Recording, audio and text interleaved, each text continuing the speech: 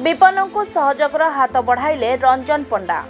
बरी अंचल में दुई थर बन्या आसी अनेक दिन धरी लोक मैंने जलबंदी रही कहार घर भांगी जाइछि आउ कहार घरे अंटाए पानी पिला छुआ धरी बंध उपर आश्रय नहीं विपन्न माने लोक मैंने नाही नथिबा असुविधार सम्मुखीन होती।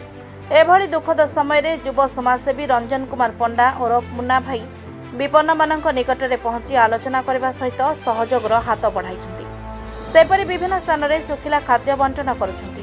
सेवा मनोवृत्ति नहीं रंजन पंडा एभली महत कार्य पई विभिन्न महल में प्रशंसा करा जायछि। मानव सेवा ही माधव सेवा बोली रंजन पंडा कहवा सहित बरी ब्लॉक रो समस्त पंचायत रो विपन्न मानक निकट में से पहुंचबे बोली कहिसंती।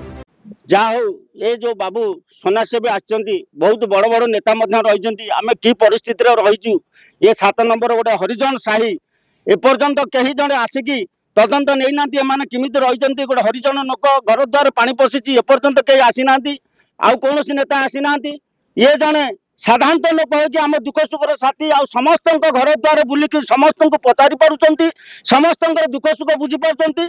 अशेष अशेष धन्यवाद मुना बाबू को मुझे कहूँ। जाजपुर बरीरू Sharmistha Dwivedi report SA9 TV।